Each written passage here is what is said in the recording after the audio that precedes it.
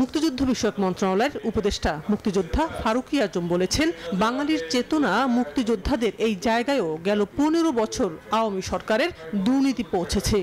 জালিয়াতি, প্রতারণা ও অসত্য তথ্য দিয়ে গেল 15 বছরে মুক্তিযোদ্ধা পরিচয়ে যারা সরকারি ভাতা নিয়েছেন তাদের সেই ভাতা সুদে আসলে ফেরত নেবে অন্তর্বর্তী সরকার। একই সঙ্গে নেওয়া হবে আইনি ব্যবস্থাও। নিউজ 24-কে এ কথা জানিয়েছেন মুক্তিযুদ্ধ বিষয়ক উপদেষ্টা ফারুকী আজম। তালিকা ধরে এদের খুঁজে বের করতে কমিটি করা হয়েছে।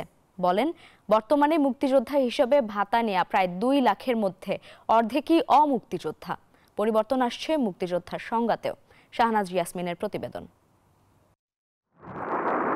জাতীয় পরিচয়পত্রের তথ্য এবং সরকার অনুমোদিত বীর মুক্তিযোদ্ধার তালিকা যাচাই করে ভাতাপ্রাপ্ত সব বীর মুক্তিযোদ্ধার নাম 2020 সালের অক্টোবরে ম্যানেজমেন্ট ইনফরমেশন সিস্টেম MIS নামের একটি সফটওয়্যারে যুক্ত করা হয়।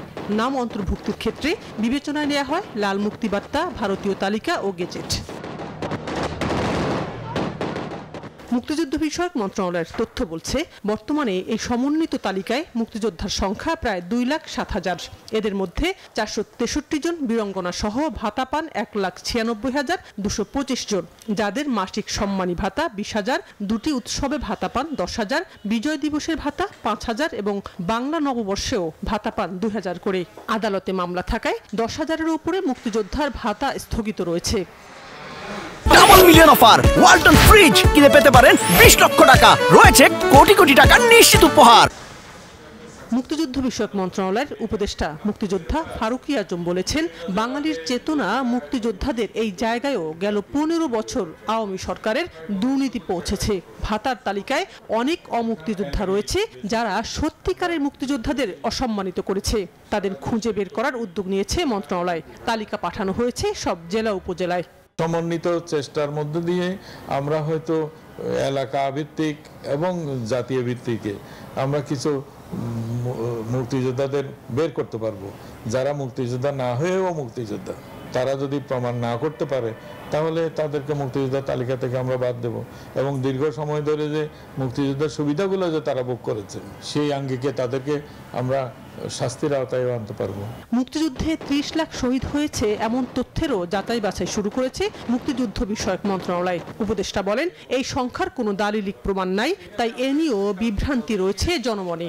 একটা সংখ্যা বলা হয়েছে যে 30 লক্ষ মানুষ মারা গেছে। বিষয়টা হচ্ছে মুক্তিযুদ্ধ এত আমাদের কাছে এত ভালোবাসার, এত পবিত্র যুদ্ধ, যারা মুক্তিযুদ্ধ করেছে তাদের জন্য সেখানে কোনো কিছু আরোপিত কিছু আমরা গ্রহণ করতে পারি না। মুক্তিযোদ্ধা মন্ত্রণালয় থেকে 5,286 জনকে শহীদের ভাতা দেওয়া হয়, তাহলে যদি আমরা এত বড় সংখ্যা বলি, ওরা কেন ভাতা পাবে না?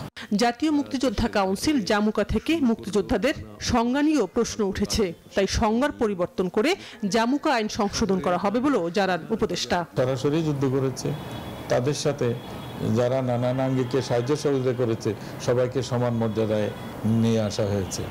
এটা অনেক মুক্তিযোদ্ধারা মানতে পারছে না। শাহনাজ ইয়াসমিন, নিউজ 24, ঢাকা।